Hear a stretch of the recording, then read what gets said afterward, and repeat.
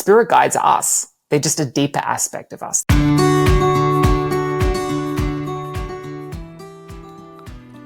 Welcome to the Spirits Beside Us podcast. I'm your host, Chris Lippincott. I'm an ex-Wall Street analyst turned international medium, spiritual teacher, and best-selling author.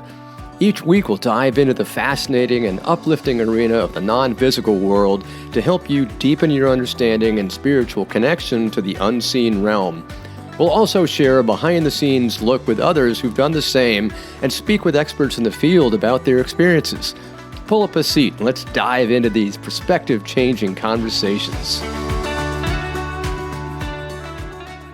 Welcome back to another episode of Spirits Beside Us. I'm so glad you've decided to join us for another episode. I'm your host, Chris Lippincott, and today we're joined by a special guest who is a psychic who predominantly works with the angelic realm, and he's also been working with the spirit guides of his clients really to provide clarity and really support with energetic healing, as there's so many people out here who are healing these days. And his name is Andreas Anthony, and I can't wait to bring him on. So Andreas, thank you so much for coming on the show. Thank you so much, Chris. I'm really excited to be here from Australia and have this conversation today. Yeah, I couldn't tell that you were from Australia. You know, your accent I couldn't place.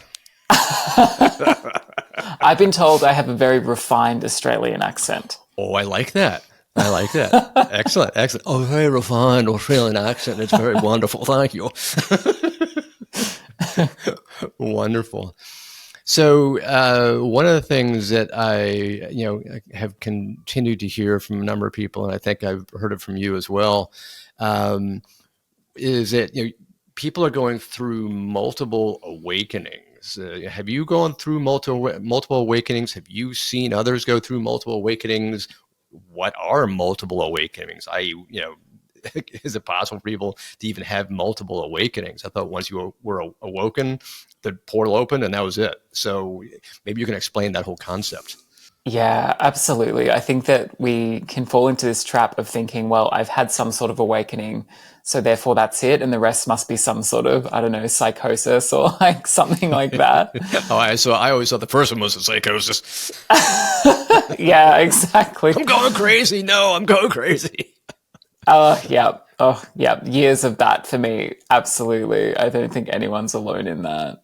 Yeah. I mean, I definitely went through multiple awakenings myself. So I had like the first spiritual awakening, you could say, like woke up, left the matrix, however you want to call that, when I was pretty young, actually. I think I would have been about 16. And that was the beginning of my spiritual journey. And it predominantly for me started in yoga. I guess I was, looking for a system that I could follow that could teach me the fundamentals of a spiritual life. But when I was, in 2021, so 4 years ago now, I had like a second spiritual awakening, which was almost like a Kundalini awakening, or what I would describe as my psychic awakening.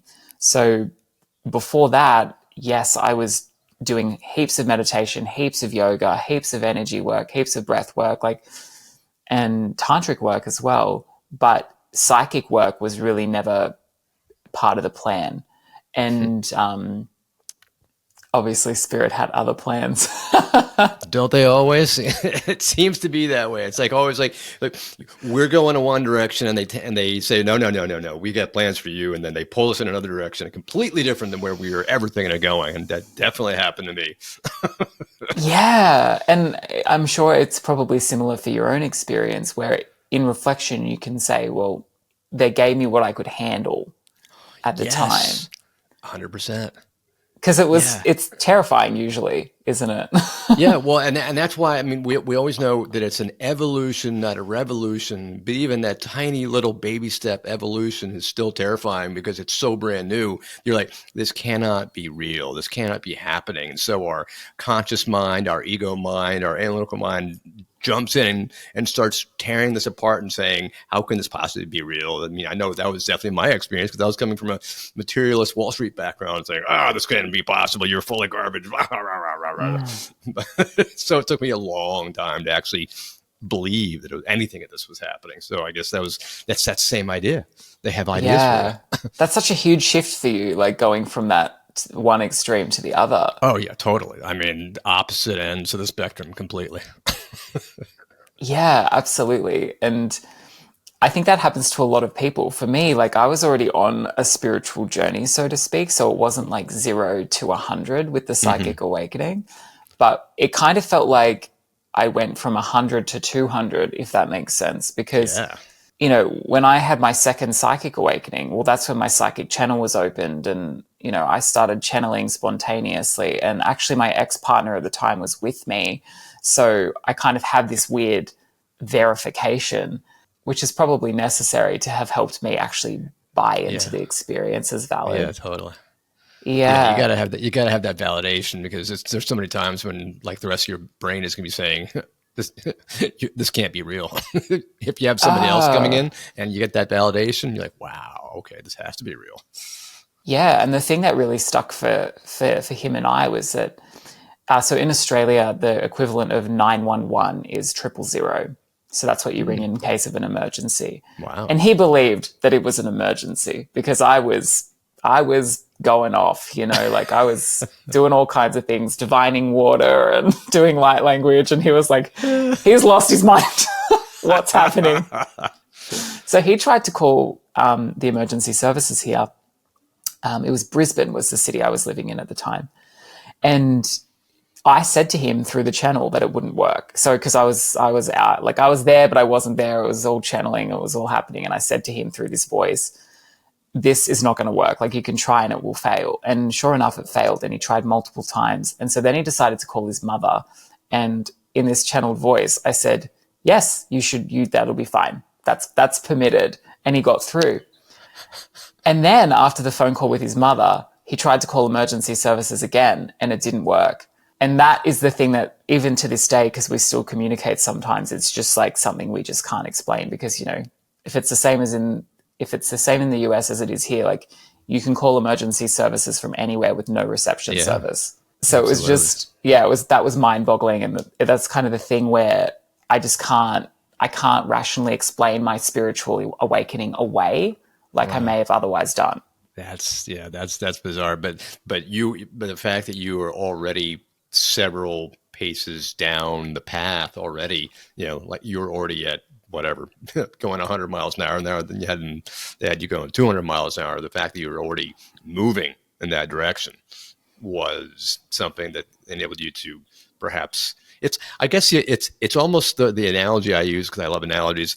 It's like, a plane can't take off when it's standing still. It has to roll down the runway first. You were already rolling down the runway, then you were able to take off. For a lot of people, they're just sitting on the tarmac.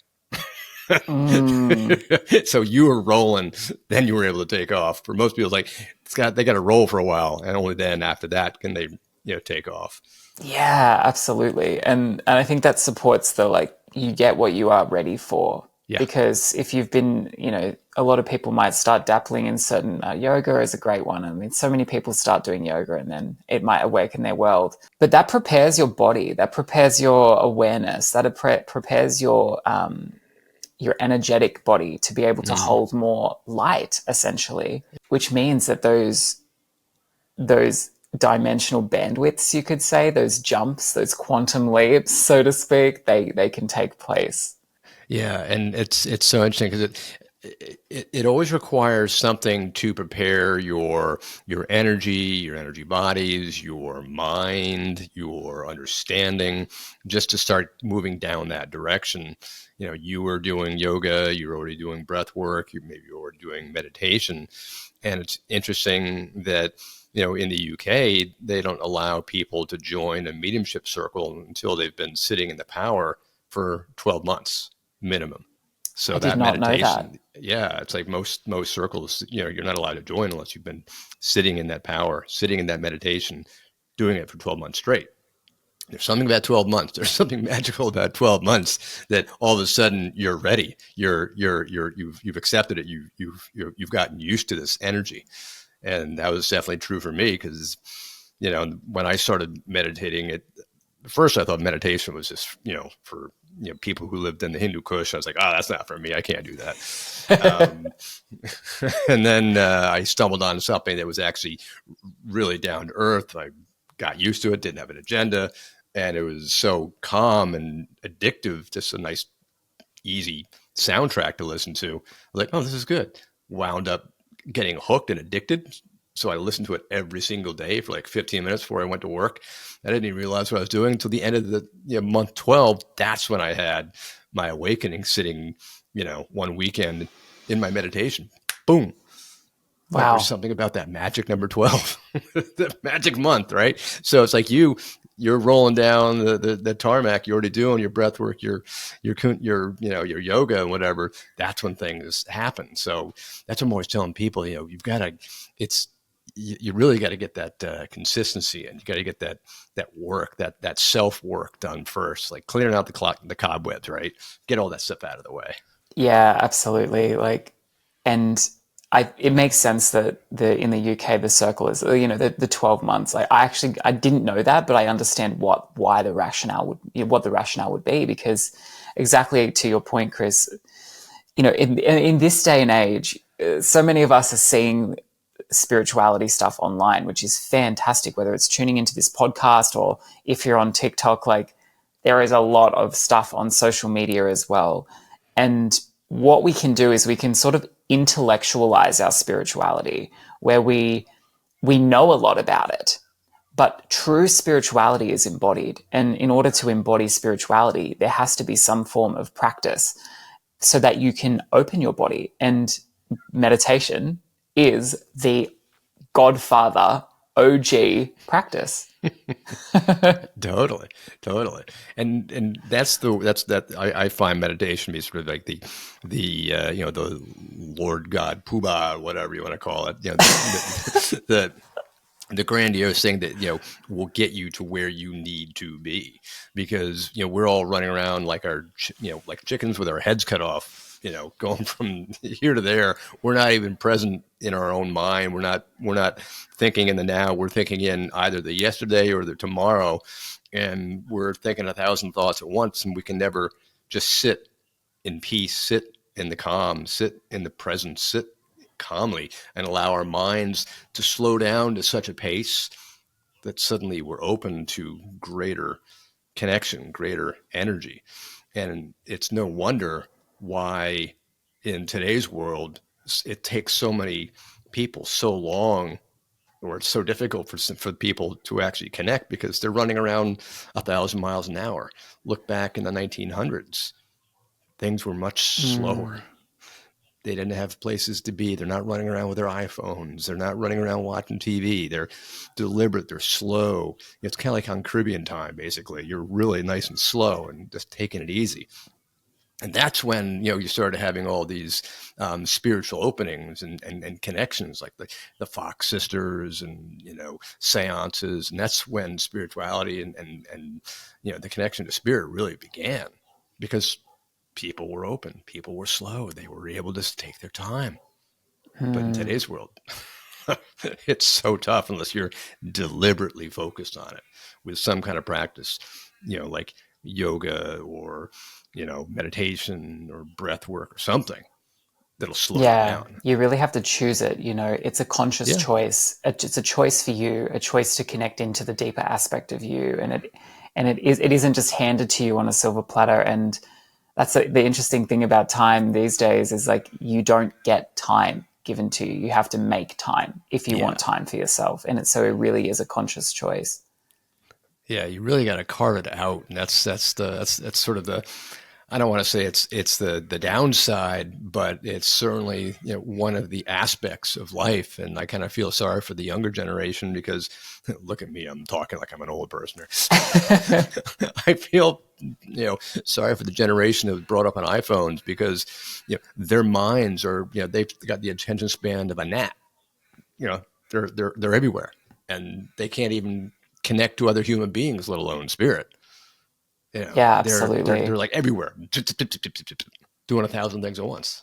Yeah, I completely agree. I'm one of those pesky millennials. I'm a younger millennial, so I was the last generation to be raised without the iPhone. You just made it. Yeah, so iPhones came in when I was like 14 or something, so I'd actually at least had a childhood without one. But yeah, I completely agree. And again, like that is the that is creating a default pathway. And what spirituality does is it opts you in through your conscious choice into an alternative pathway.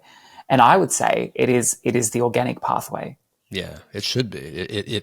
And that's kind of the thing. So we tend to now almost be, I don't want to say brought up, but culturally and socially, it seems that we're being forced more and more towards these electronics, iPhones, social media, what have you.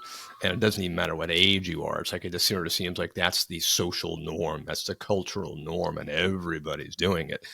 And to your point, it's like you now have to say, stop the music, and you can hear the needle scratch on the record. You're like, wait, stop.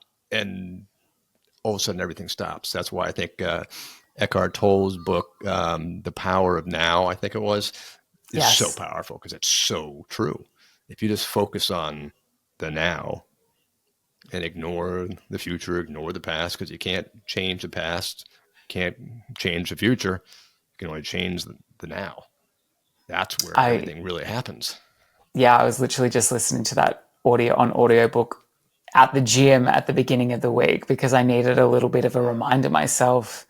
It's easy to get lost in all of the things, but if there's something that I really would love to share, actually, it's just on my heart to share around vibrational bandwidths. So basically, everything is energy. Like everything is energy and vibration in the universe. Scientifically, we know that is the case. Mm-hmm. And we've been speaking about slowing down. And one thing that like my guides, right, like my angels right now are like tapping me, like, you have to say this. That's why I really want to say it. Yeah. But we're often, with this fast-paced world that we've been talking about, Chris, we're often very interested in trying to solve our needs as quickly and as efficiently as possible. Mm. So, for example, if we're feeling tired and we're like, oh, I really need to, I don't know, hustle out the afternoon because I've got this, that, and the other on today, then we might opt into like an energy drink or a coffee or the fourth coffee of the day or whatever it is, right? And got to make sure that it's a grande mocha. Just saying. See, we don't have those here. We don't have fancy. We just have cappuccinos, lattes, and flat whites. That's it. Just making a comment. That was what I got addicted to when I, was in my 30s, and man, Starbucks tried here, but they didn't quite make it. Sorry, go ahead. I'm a coffee fanatic. I love coffee, so I won't let myself go down that road too far. But yeah, so with energy and vibration being, we need to, like, that is the core, and it's all energy and it's all vibration, right? So we may think that meditation is like the long way around. It's slow and it's boring and it's repetitive. You have to stay consistent, like it requires you to choose yourself. However, it is also the shortcut to everything, because if you know how you're saying you start your day with 15 minutes of that practice you were doing back when you were on Wall Street, and you're like, oh, just doing 15 minutes, and then you had your spiritual awakening. Well, by doing that 15 minutes, and everyone has 15 minutes in their day, then what you did was you essentially ascended your vibration. You lifted your energy out of the bog, out of the default, out of the being distracted by all of the things that are going on. You lifted your energy up, and it's like you came out for fresh air, and all of a sudden you're able to look over the smog of the default patterning that most people are running, which we may decide to call the matrix, if you will. So what you do when you're doing it every single day, and when you are consistent in your practice, it realigns you to a higher timeline, to the highest version of yourself. And then you start making choices, actions, and decisions from this aligned place, rather from the completely inefficient rat race place that we would otherwise default to if we didn't take that 15 minutes every day to just bring ourselves up. So in the end, meditation and raising your frequency is the most efficient, productive, and exciting way to create amazing changes in your life and to ultimately to feel good in your day. Oh yeah, that's so well said, and it's so true, because that's something I'm always telling my students, is that consistency far outweighs duration. Everybody thinks, oh, I've got to sit, in meditation for an hour, or I don't have enough time, I don't have enough patience, yada yada yada. It's like, no, all you need is like maybe 10 or 15 minutes like a day, and you're done. You can do it anytime. And if you're going to tell me you don't have 10 or 15 minutes a day to, relax, then you got real problems. And then it goes to the saying of, if you say you don't have enough time for meditation, then you really need meditation. Absolutely. Yeah, I completely agree. And it can be sometimes challenging to be like, oh, I'm going to meditate now. But if you just build the habit, it does become the default, at least in my case. Like, I have been meditating daily for years. And yeah, look, some days I don't meditate. I'm not going to be like, I'm this like Gandhi thing that's always, but I notice very quickly when I've like dropped the ball on my meditation practice, it's quick, right? Like your energy goes like through the floor, and it starts to feel pretty crap. And you feel it, and you feel it. You start acting it out on other people, and you're like, whoa, wait a second, what's happening to me? And like all irritable. Yeah, exactly. You start yelling at people, and you're like, I've lost my calm. Yes. It's so true. And one of the things that keeps me on the straight and narrow is, one of these apps. I don't know if you use it. It's called Insight Timer. And that is my favorite app. I love Insight Timer. Oh my God, it's my favorite app, because it not only like warns me that I'm like I'm about to lose my streak, but it also gives you, just the free version gives you like 100,000 free, tracks or something of ambient music, and it's just like, plus the fact that it's a timer. It's got so many great things. I should be their salesman. I don't know.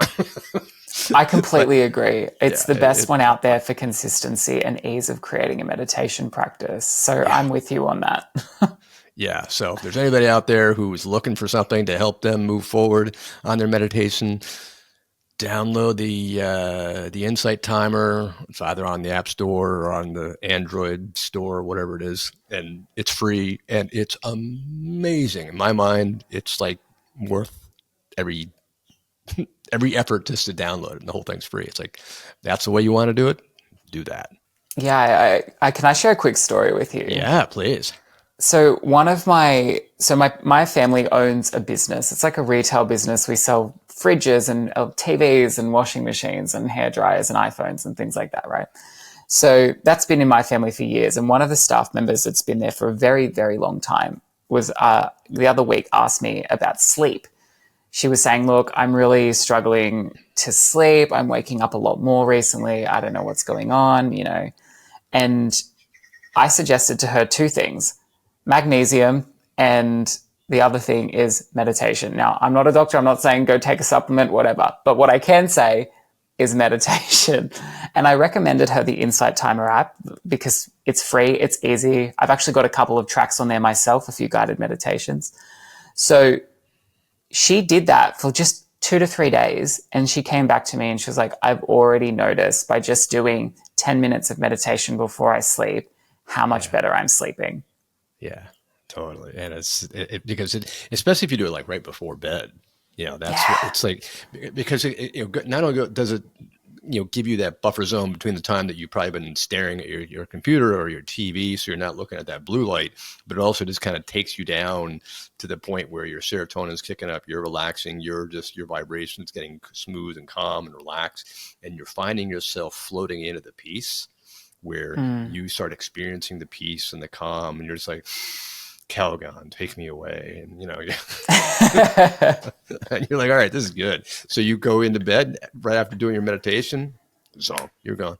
Yeah, exactly. I have to say, like, I sometimes I don't meditate straight before bed, because then I'll end up having this like crazy astral dream, and I'll be woken up in the middle of the night with my guides coming in for a download, and I'm like,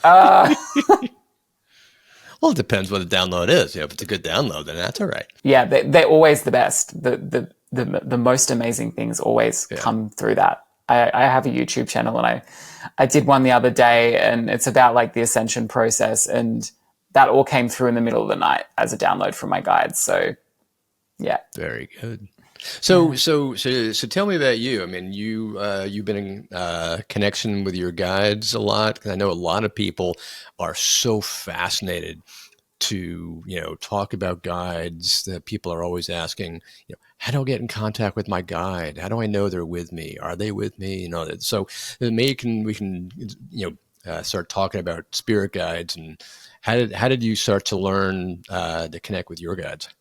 Yeah, mine came through light language, actually. Do you know light language? I don't know, but I know a lot of it, and it sounds like Hawaiian to me. Right. Yeah. So mine started through light language. This is going back some years now, right? So I started writing things like glyphs and stuff, not really knowing what I was doing. And then it became more artwork, like almost like geometrical coding artworks that I was doing. And then I started doing speaking light language. And that was hard because I thought, I was going crazy. I was like, what am I doing? And we all have this reference point of like speaking in tongues, and how like, like really evangelical churches and speaking in tongues. And it's like, it's both like the codes of that are both holy and profound. And yet there's also this sort of stigma, and it's like, oh, that's wacky. Right. Yeah. And light language is the same. But through the light language, it started connecting me into something deeper, because light language is like, you could think of that as like high vibrational energy coming through the vehicle of sound. I call it soul sound, because it's coming from your soul. And that started getting me more curious and curious. And I was, just dappling with the light language more. I then had that second psychic, amazing, crazy spiritual awakening. And then within a year, I had my guides like knocking on my door, because my head basically felt like an antenna going up to who knows where. And so my channel was opened and all of that. And that wasn't just because I was chosen. It was because I had been doing consistent practice and, all of the things for not 12 months, 12 years in my case. Yeah. That's not to scare anyone, but that is the reality that it was for me. Yeah. Yeah, absolutely. And it happens when it's meant to for every person. So yeah, that's been the journey for me. But I mean, what they're telling me to say right now is that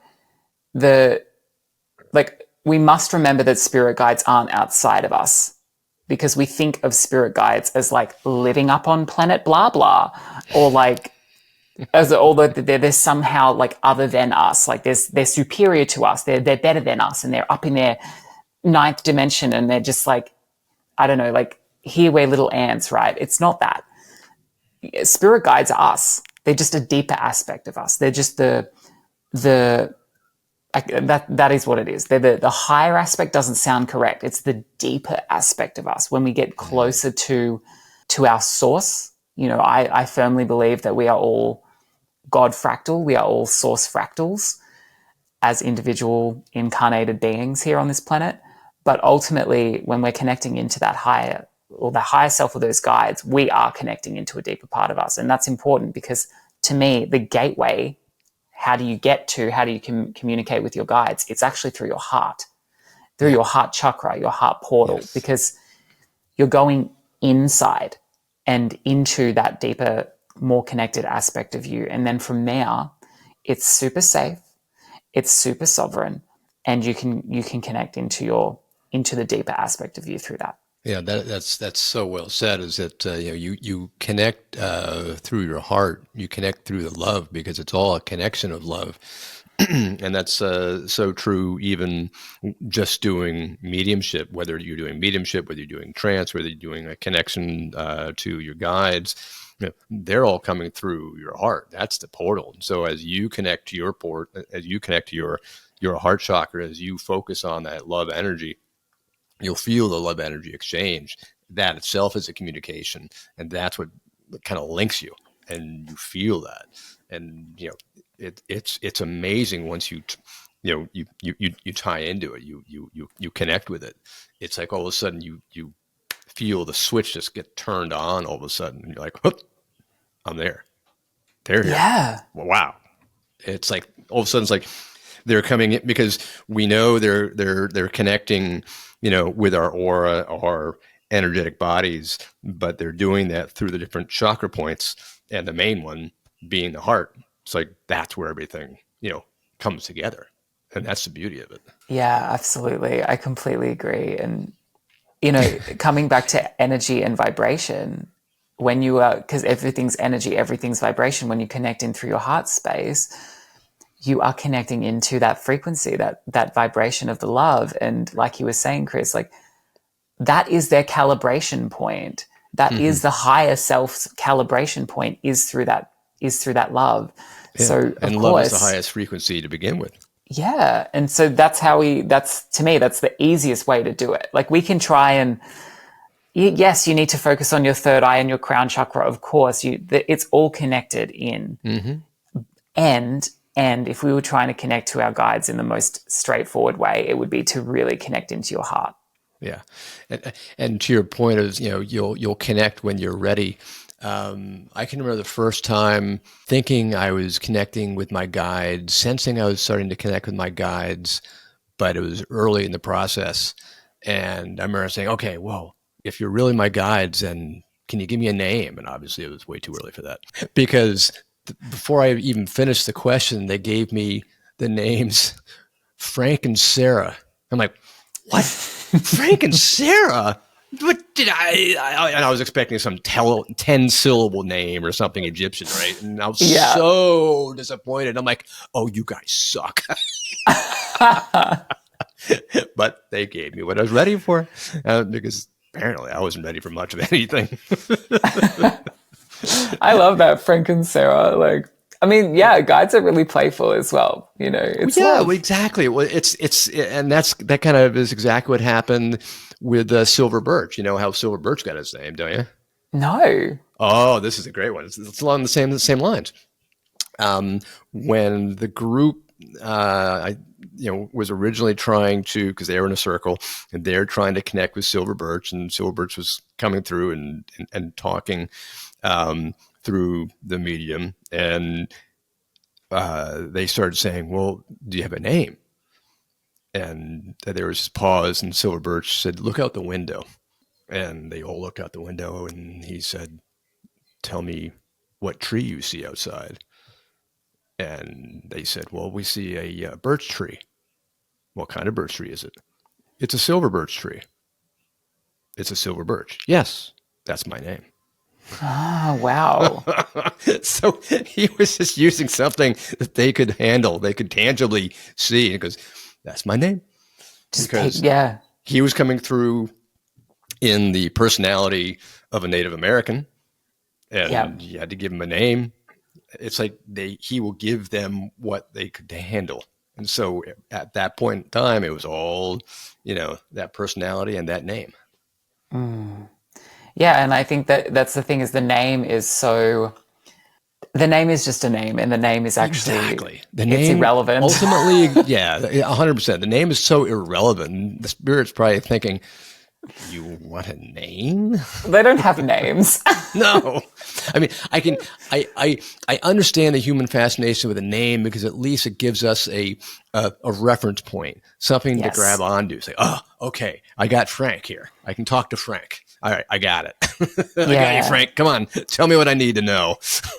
Absolutely. And I always ask for names as well. So yes. And it's exactly that, because it helps me to understand the frequency of the, different energies have a different feeling, at least for me, like inside my body. And if someone comes in or something comes in that I'm like, what is this? Like, this feels foreign to me. Then that's when I start to get curious and be like, well, is there a name? Is there a something? And I mean, that's how I can identify between the angelic realm coming through, or my spirit guide team, or the Atlantean soul that I work with. They're kind of like the big three that I work with. So they each have different signatures, but then I also get, a different name. Mm-hmm. So how would you recommend people who are interested in connecting with their guides, how would you recommend that they start to try to work with them, try to connect with them, try to, identify them if possible? Yeah, absolutely. A lot of this is based on the conversation we've had, which I think is so juicy and super relevant, yet simply applied. Number one, if you don't have a meditation practice, get one. Like, we don't want to be messing around with spirit guides if we don't have a meditation practice. It's just what it is. Yeah, just got to open up, got to start the process. That's right. Just like the 12-month, it's a thing. So get one if you don't have one. We've already said Insight Timer is fantastic for that. It's free. It's simple to use. If you wanted to check me out for a safe, familiar voice, I am on there. So there's a couple of freebie meditations on there. And actually the one I've got on there is about connecting into your like light portal and into your light language. So it's going to help that exact thing. So that would be the first piece. And then the second piece is once you have a meditation practice or you are doing some sort of practice, start to really go into your heart space, your inner heart, and work with the heart chakra and do heart chakra meditations, start to become curious with the heart. And then from there, send out the call. Ask, you have to ask because it's that free will we've got here in this, in this dimension. Yep. You have to ask your guides to come. And if you ask them when you are ready, they will come. But I think it's about meeting them in the middle. Yeah. Right? So we put out the call, we ask, but it's not like, oh, well, they're just going to descend all the way down into our vibration. We actually have to ascend into our highest vibration so that they can then meet us halfway, which is where all the meditation and heart work comes in. Yep. And that's a great point because there are so many exercises that focus on actually, there's like a guided meditation that takes you upstairs, go into a house, go past all the doors, take an elevator up to the top floor. And then at that top floor, it's like the most beautiful room that you can ever imagine. It's got all the things that you love. And it's got, whatever it is that you find to be the best room that could possibly exist in all of eternity. That's that neutral space of love and comfort and peace and calm that's meeting spirit halfway, because you're already ascending to that point, to that highest vibration that's filled with love and calm and bliss and happiness. They're going to meet you there, and they're going to meet you in that halfway point. And you just put out the call and they come, and then part of the visualizations, they just come right through the window. Maybe they come in as light. Maybe they come in as just this background. Maybe just come in as an energy, but you'll feel it. And a lot of times I just tell my students, just ask them to come into your energy and you'll feel them come into your energy. You'll feel the energy shift. You may not hear anything or know anything, but you'll feel their presence. That's the beginning. Just feel them come into your aura. Once you do that, love them, thank you, ask them to step back and ask somebody else to come in, and you'll feel that shift back and forth, back and forth, back and forth. And that's a phenomenal practice. So yeah, to your point, raising your vibration up to that highest point in this guided room somewhere in the middle, filled with love. They come into that space, you're in the middle. That's a great way to connect. Yeah, I completely agree. And there's two things I'd love to say about what you just said, because I think it's so perfect. The first piece is like inviting people, your students, to feel rather than to hear, because we need a message, and it's like, I need to see their face now. But actually the felt sense is so much easier and more tangible. And like, that's calibration, isn't it? When you're feeling the energetic signature of the energy that is coming through, then you are calibrating to that energy so that it creates more of a contact, you could say.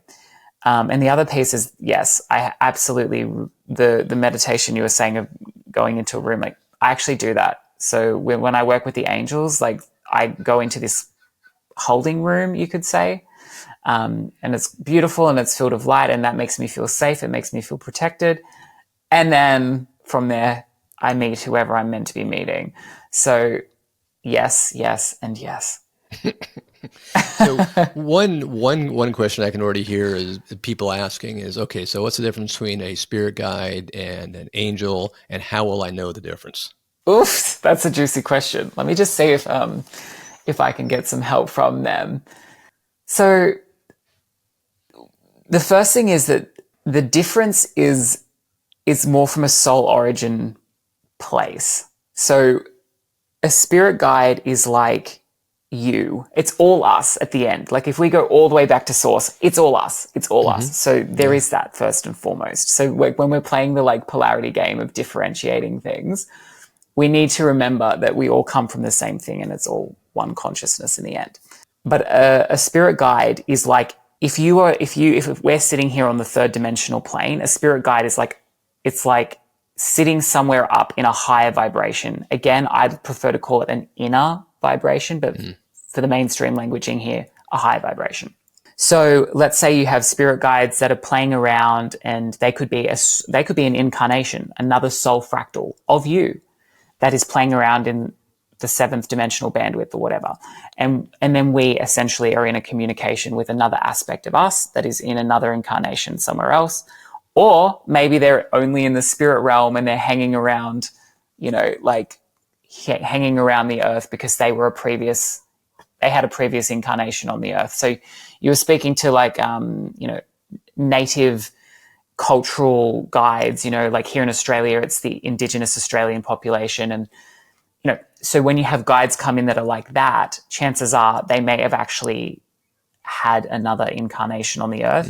So you have had another incarnation on the earth and you're connecting into that part of you. So that's kind of the realm of spirit guides. We're playing with soul fractals that have incarnated into some other time space or dimension that you are in communication with through your own through your own psychic ability, which everyone has. Whereas when it comes to angel beings, they're a little bit different because they sit, for lack of a better word, they sit closer to source.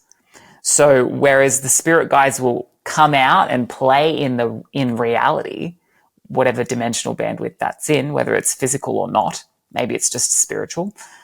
The angels are kind of like, you could think of it as like sources or God, for lack of a better word. It's like they're messengers or they're, yeah.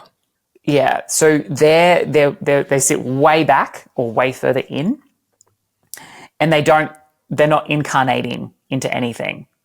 They're just up there as almost like the guardians. So when you're connecting into the angelic team, you're connecting into something that is really close to you, your essence, the source code, and you're getting guidance and support from them. So they have a different perspective because they've never really incarnated. So they're amazing to work with, and you might go, oh, well, if I want to work with anyone, I'm going to work with the angels because they're the closest to God or something like that. But actually, like, if you work with spirit guides, chances are they've been on the ground. So they know your life. They know all the problems you face. They've got wisdom, whereas when you in like lived wisdom, whereas the angelic realm are like, it's all love and light, baby, So they've got massive wisdom. I say that the angels are kind of the hippies at a Woodstock, whereas spirit guides are people that are just kind of like, they're your old grandfather that have walked, their shoes so long that they don't have soles in their shoes anymore, but they can tell you a lot about what life's all about. I mean, you just took what I said and made it the most easily understood thing ever. Exactly that. Can I steal that in future? Because that's really absolutely. easy. It's all yours. It's all yours. Perfect. Yes. But to your point, the way I've always understood it is that spirit guides have had multiple incarnations, and through all those incarnations, they've learned so much from so many different lives and so many different lifetimes that they know what it's like to be human. They know all the problems, all the pains, all the suffering, all the things that we could ever imagine, because in our current incarnation, we only remember what we remember now. We don't remember all these other ruins. So they're coming to us and saying, here's kind of what, I can help you with because I've gone through this a gazillion times. Whereas angels, because they don't incarnate and they are messengers of love and messengers of God, they're coming in to give you that ultimate feeling of unconditional love. So they're bringing you that message of unconditional love and divine love from source. Yes, But they're that's not going to exactly give right. you that practical wisdom. So yeah, that's right. Different meanings. The spirit guides are great for practical wisdom in life and learning lessons, etc. Whereas the angelic realm is really, from what I can understand, is really more about what it is to receive the divine wisdom, the divine love, the unconditional love and acceptance, and know that you're still part of source. You've never left. You've always been connected. You've never separated. Whereas here Yeah. we are on Earth thinking, I'm separate. I'm individual. I'm apart. I'm different. I'm unique. Because our ego says we're alone, but we're not. Yes. Yeah, I think that's definitely the easiest way to exactly that. And you know what? There are nuances for sure. Like you can be an angelic soul that has also decided to incarnate into whatever. Yeah. But for the most part, like if we were to really just make it clear, that's 100% it. Yeah. And You could everything you could be what's his name, Chansey on It's a Good Life. What was the angel got his wings and It's a Good Life? I don't know it. But oh, you don't know It's a Good Life. Oh, I don't know it. heavens. Clancy, that's his name. Clancy. Clancy is an angel that is trying to get his wings in the movie. It's a 1930s movie. And Clancy gets his wings by helping out, the main character. But he's here on Earth doing it. Once he gets his wings, then he goes up to heaven. Beautiful. Sounds like a great movie. Yeah. So I mean, that's just an example of an Earth angel. Yeah, that's right. And I have my true understanding of my own soul origin is actually angelic. So, which it feels a bit edgy to say because I have tall poppy syndrome. I don't know if you know what that is. No, I don't.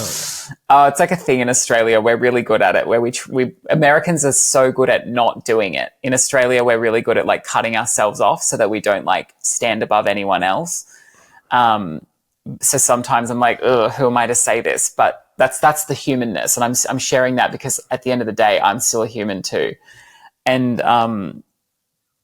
so like that's really my soul truth is that my soul comes from the angelic realm rather than like a starseed origin. And it's for whatever reason, it's decided to opt in and play out these different realities. Very different to say if you were tuning into Archangel Michael or Archangel Raphael or something, which definitely sits more in that kind of like guard of source. Yeah, there was one time when because it goes back to the question of how do you know the difference between the guides and the angels. There's one time I was giving a trance reading, and the guide was saying something along the lines of, if I remember this correctly, we're nothing special or have greater wisdom. We're just farther along the path than you are. We've been where you are now. We're just farther along the path. And when I went back and read that, I was like, holy smokes, that makes so much sense because they've lived so many lives more than we have. So they're farther along the path. Yes. Okay, I get it. That They're resonates. Your grandfather wearing out their shoes. Absolutely. They're super wise. They'll tell you not to do things and we'll go and do it anyway. Yeah, exactly. Or they'll give you that, that intuition, that inspired thought, and you would just completely ignore it because your analytical mind is yapping away going, I don't want to do that. It's like, it happens to me all the time. It's like, I'm always being told, get your umbrella. It's going to get rained on. Nah, forget it. It looks okay. I come back and I'm soaked. But at least spirit has so much patience. Oh God, they have to have so much patience with me. Oh boy. I can only imagine my guides and the amount of patience they would have to have with me going, this one again? Oh boy. There's that unconditional love coming out, and they're just like, totally. we got They you. have to have unconditional love. And that proves that they have unconditional love, and it proves they have no judgment, because by now any other person would have just cut and run. Interesting. But so you also work with the angelic realm. How do you work with the angelic realm? What does it feel like? Because there's so many times when it's so easy to allow our ego mind to step in and say, oh, that can't be an angel. Angels are, myth. That can't be real. I can grasp onto, a spirit guide because they walked the earth before, but an angel, that just seems too much. That's religious. That's mythical. I can't deal with that. So how do you get over that hurdle? Yeah, absolutely. If it's one thing that religion has done, is at least it's put angels into the zeitgeist. Like, it's put angels into the consciousness of humans, which is beautiful. So the way that I work with the angels, if I was to be working with a client, so I don't call the angels in specifically. I just call in whoever the most appropriate guide is going to be for the person that I'm working with. So sometimes it's going to be their spirit guide, sometimes it's going to be their higher self, sometimes it's past lives, sometimes it's, in few instances, it's like mediumship, and sometimes it's angels. Whoever's the most appropriate. So that's how I do it, as opposed to like, oh, well, for this thing I'm going to work with blah, and for this thing I'm going to work with blah blah. I always let the higher self of the individual choose who's going to come through. And then when it does come through, when the angels do come through, I'll either work with them as a channel where they just tell me information that I pass on, or I do trance channeling as well, and like actually let them come through my voice. But more often than not, when I'm working with angels, it's actually through sound healing. Because, and this is where the light language is, the other thing I call light language is angel song. Because when I tune into light language, it's coming from my soul, which I was sharing is an angelic soul. So to me, I call it angel song. And this is the thing, that angels, if you read all of the ancient texts, that like the old texts, not just within Christianity, but even in like Orthodox religions and stuff like that when they describe angels, they talk about the song. They talk about the voice of the angels. They talk about how they sing. And often when I'm working with angels, I sing. I do light language, I sing, I do vocal toning, and I work with my clients. And sometimes it's just me singing or like bringing the sound to their body so that they can receive it and integrate that sound. And sometimes they sing with me. And when they do that, that's when it's even more potent, because then they're activating their own sound, and we got that vibratory like coherence. So yes, the angels often are working with me through sound, and they're insistent, because I'll be like, no, I don't want to make funny noises today. Don't make me. And they're like, no, you need to. And I'm like, okay. Twist my arm. Yeah, it's pretty much that. Wow. That's great. We were talking about earlier how, everybody has the ability of psychic senses, because it's all just dormant in our hind brain. We all have these abilities. We just don't use them because we've got our frontal brain, and it's no longer the dominant thing, and everybody has it.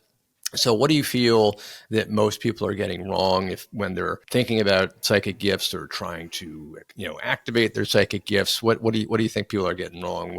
How should they be doing it instead of trying to, do something else? Yeah, I would say that they're trying to go out, and they should be going in.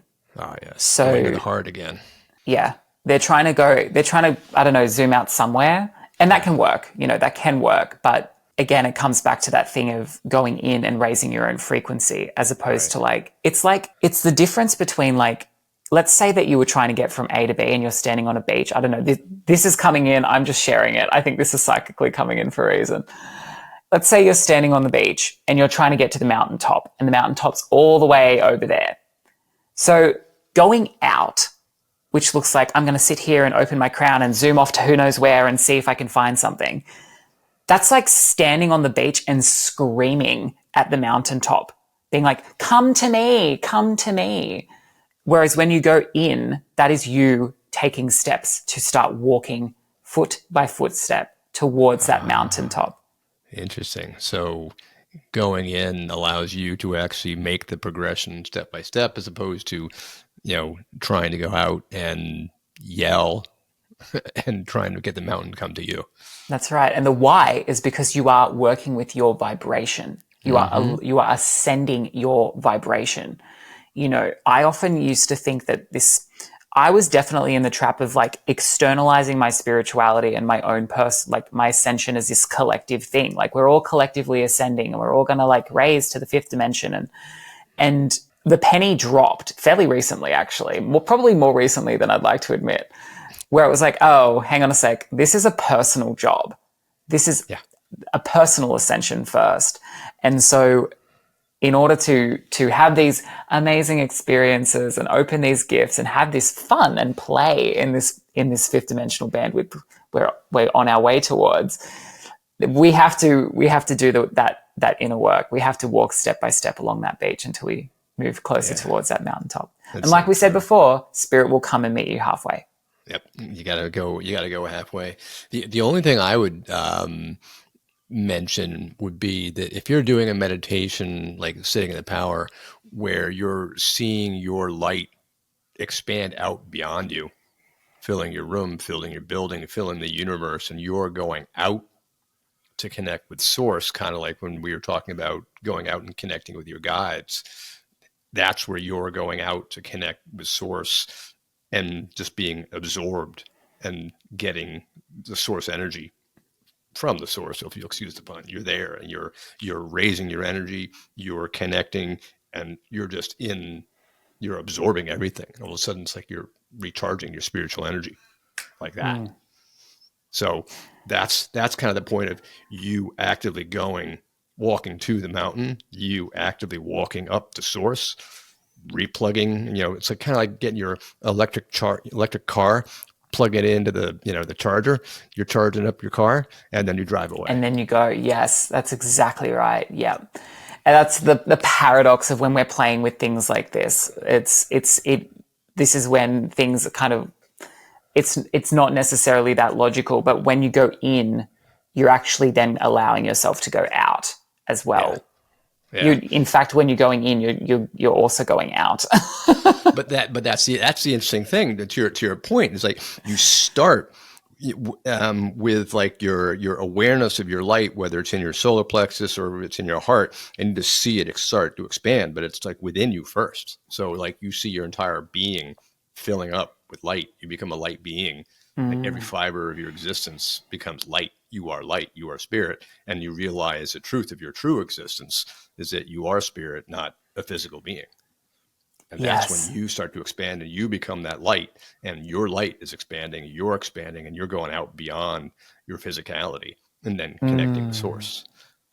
Of course. And this is where you were mentioning that oneness consciousness before. It's like, on that point, to come back to the metaphor we've been discussing, it's like at some point you realize that you are the beach, you are the mountaintop, and you are the space all in between. And so because of that, you can collapse those timelines. Yeah.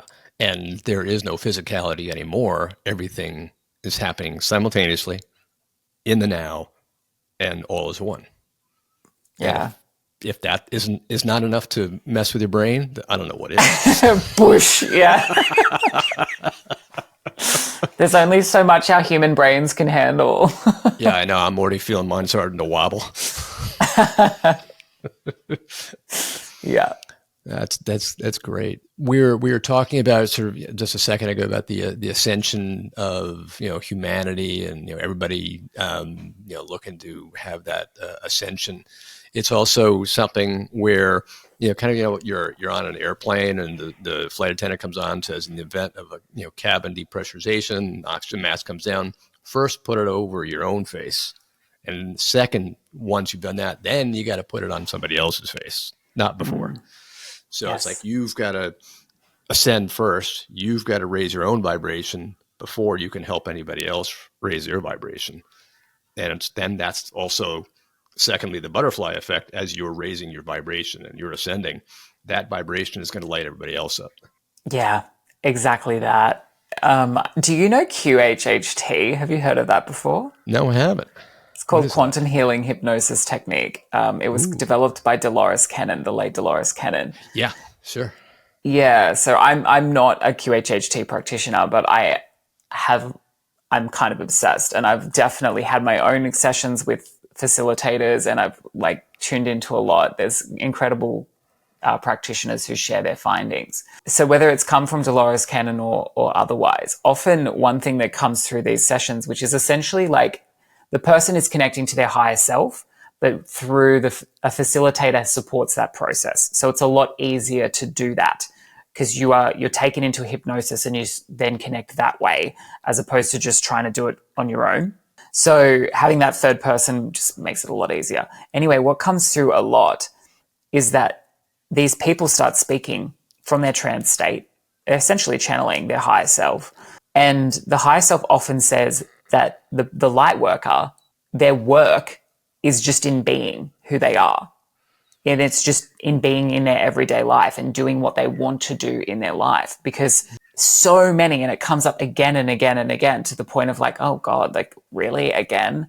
They don't have to do this crazy thing. They don't have to like, I don't know, like create a monastery or a healing center or like, you know, have 3 billion followers on Instagram in order to have an impact, because their impact actually comes from that butterfly effect, from their field, from their essence that is quite literally broadcasting out around them. And then that's again, everything is vibration and energy. It joins up against the energy of the people around them and it can lift them up. And then even furthermore, you start thinking about 6 degrees of separation. It's like, as you affect one person, they affect somebody else and they affect somebody else and so on and so on and so on. You may wind up having a multiplicative effect where you're, affecting 1,000 times more people than you could ever imagine you're truly affecting. You're like, oh, well, I'm only, affecting 100 people because I only got 100 followers. Well, multiply that by 1,000. You're probably affecting 100,000 people. Yeah. Like, what? Holy smokes. Yeah. And the cool thing is you don't even have to you don't have to say something profound, No. You don't have to have like a mic drop moment every day. Yeah. And that's the other thing. It's like, it's most important that, and this is true with mediumship, it's through trance, channeling, anything. The less you try, the better the results. And that's true with spirituality, mediumship, trance, and life in general. The less you're forcing it, the better the results are going to be by far. You just have to 100%. Allow.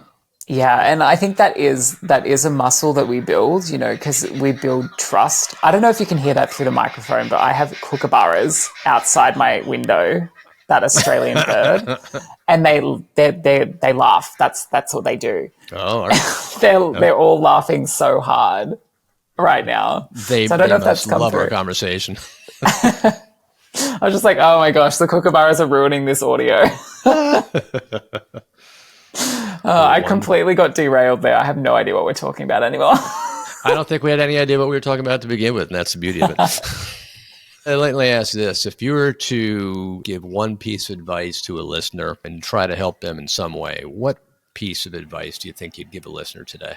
I would say trust the threads that are wanting to come through you and be curious about them, because your higher self, guides, angels, ascended masters, whatever the thing is that you feel resonance with, they're always in contact with you, whether you are conscious of that and doing it, like sitting down to do it, or whether it's just you're living out your life. They are in contact with you.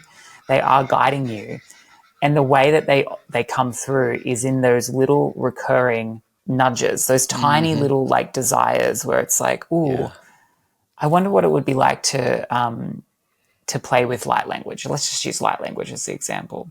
Right. And so that's where inspiration comes from, in spiritu. Yes. Yeah, inspiration. Oh, there you go. Inspiritu. Okay. My mind's just like putting that together there. Inspiration. Yeah. So following that inspiration, and giving yourself the permission to do so, because often we gaslight ourselves, or we shoot ourselves away from doing those things. Oh, I should probably be focusing on, I don't know, this thing and this practical thing, and I've got to vacuum and do the washing, and I should probably, we don't give ourselves that little bit of playtime to be explorative. And by being explorative and by being curious like that, it actually does the job for us of taking us into our heart and going in, because it's like taking us back into inner child mode. Yeah. And so it just becomes inherently playful, inherently loving and curious, no agenda, just following the threads. When you do that, those threads will expand. Yeah. But you do have to meet that little nudge. You have to meet that inspiration, because otherwise the universe says they're not ready. They don't want it. They haven't chosen it. You do have to make that choice. That's why when people are asking, well, how do I know I'm ready? You'll know you're ready when you begin to follow the inspiration and you move forward and you become the child. Yeah. Are children nothing but inspired? Absolutely. So go back to your inner child. Yeah, which is just so that's so immediately connected to the heart, Yeah. It's just like, gorgeous. That's perfect. All right. Awesome. Well, thank you so much. It was wonderful, Andreas. Thank you so much for being on the show today. Thank you so much for having me, Chris. This has been a really hilarious, fun, inspirational, grounding conversation. I'm totally vibing. I mean, we even included, Woodstock in here. How'd you, I bet you never thought that was going to come. I never did, but I'm glad it did. There you go. It's part of the course. Adds a little bit of texture. So how can our listeners get in touch with you today? Yeah, for sure. I'm pretty much across all the social medias. I would say the easiest way to start connecting to me is just to Google Awake in the Game. So Awake in the Game. I have a YouTube channel. That's where all of my channelings and things go. And then, of course, I've got Instagram and all the things. And you'll be able to find my websites and all of that from there. Great. And we'll have all of your links in the show notes. So if you're looking for the links, will be in the show notes, and all the details about the episode. So by all means, check out the show notes on www.spiritsbesideus.com. You'll love that. And certainly, if you're enjoying the show, give us a thumbs up, give us a like. That way, you'll get the feed every week. It's coming out every Wednesday. So all the best. So with that, I thank you for listening. I thank you, Andreas, and I thank everybody for tuning in today. And with that, this is Chris sending you love and light, and I will see you next week. Bye for now. I hope you enjoyed this episode of Spirits Beside Us. Make sure you head over to the show notes for all the links and information on this week's episode. You can check it out at spiritsbesideus.com. If you love this episode as much as I did, head over to rate and subscribe so you never miss an episode. Also, if you're looking for a community of spiritual seekers like yourself, make sure you join my Facebook page, Spirits Beside Us Podcast on Facebook. This is Chris signing off, sending you love and light. I can't wait to connect with you again on Wednesday.